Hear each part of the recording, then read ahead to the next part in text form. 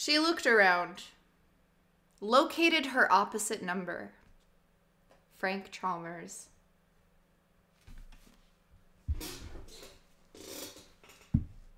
In Antarctica, she had not gotten to know him very well.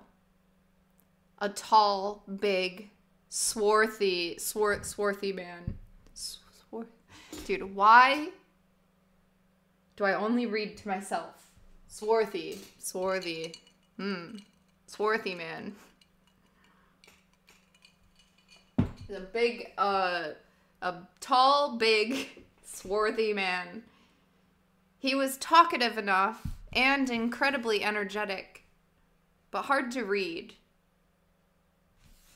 It's a little hard to read.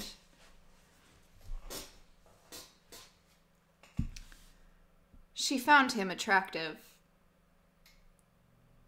Did he see things as she did? She had never been able to tell. He was talking to a group across the length of the room, listening in that sharp, inscrutable way of his, head tilted to the side, ready to pounce with a witty remark. She was going to have to find out more about him.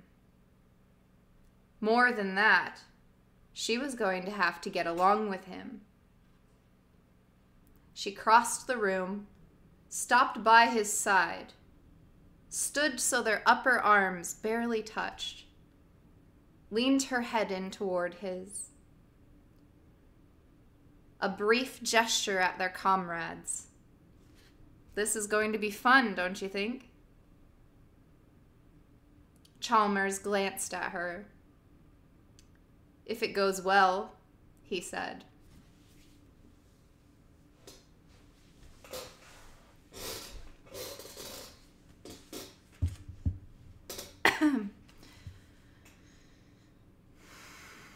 Getting warmer.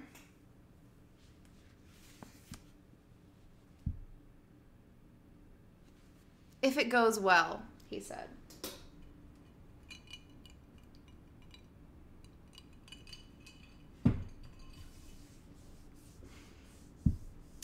After the celebration and dinner, unable to sleep, Maya wandered through the Aries. All of them had spent time in space before, but never in anything like the Aries, which was enormous. There was a kind of penthouse at the front end of the ship.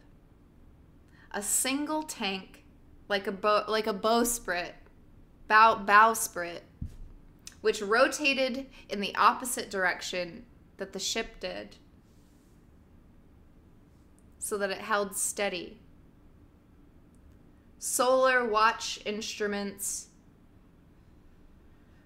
radio antennas, and all the other equipment which worked best without rotation were located in this tank. And at the very tip of it was a bulbous room of transparent plastic, a chamber quickly named the Bubble Dome, which provided the crew with a weightless, non-rotating view of the stars and a partial view of the great ship behind it.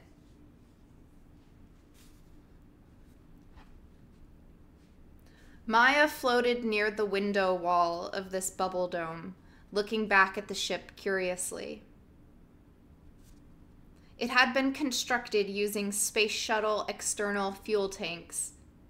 Around the turn of the century, NASA and GlavCosmos had begun attaching small booster rockets to the tanks and pushing them all the way into orbit. Scores of tanks had been launched this way, then tugged to work sites and put to use. With them, they had built two big space stations, an L5 station, a lunar orbit station, the first manned Mars vehicle, and scores of unmanned freighters sent to Mars. So, by the time that the two agencies had agreed to build the Ares, the use of the tanks had become routinized with standard coupling units, interiors, propulsion systems, and so forth. And the construction of the big ship had taken less than 2 years.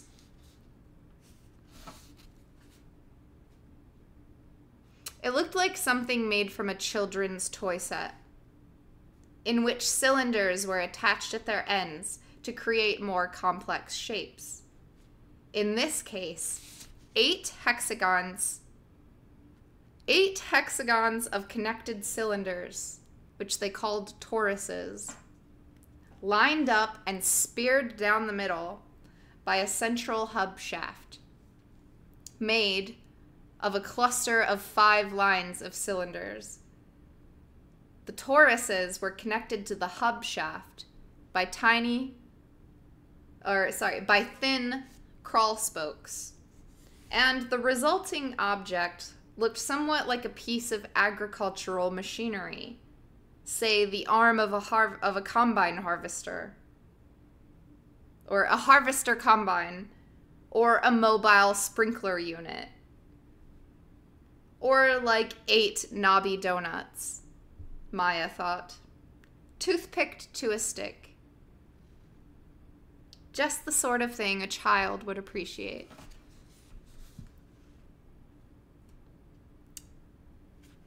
The 8 toruses had been made from American tanks, and the 5 bundled lengths of the central shaft were Russian.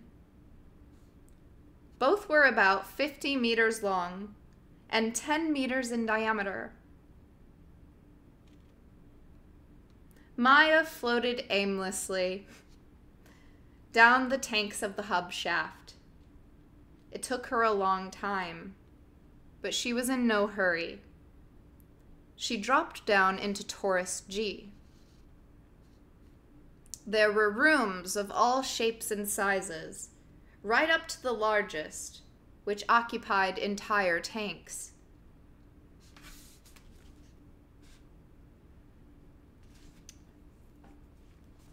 The floor in one of these that she passed through was set just below the halfway mark, so its interior resembled a long Quonset hut. But the majority of the tanks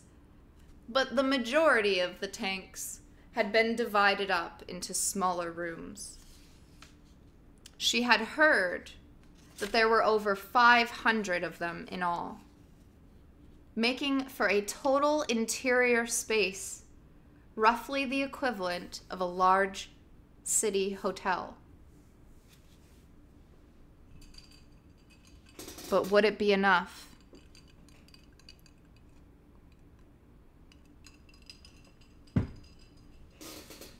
All right.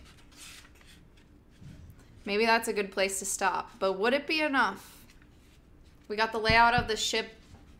We got the feel of Maya, you know, a little bit. She knows who Frank is. It was pretty exciting stuff.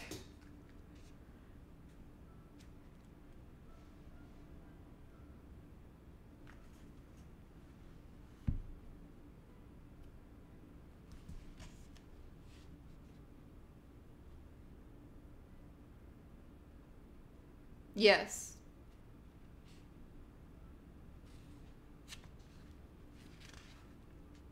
Few more? I could do a few more.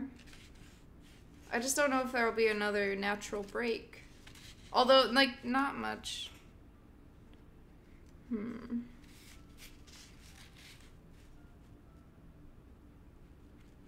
I think this might be a good place to stop. And then we'll read a lot more next week.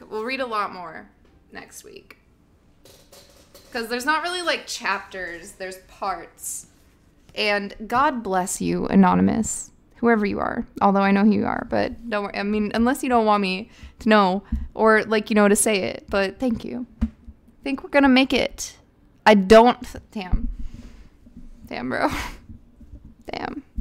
I don't think we're gonna make it by 2026. Sag. Yeah. I mean, we still have time. You know, the average age was 46 on the Aries. So we still have time. I'll go if you go.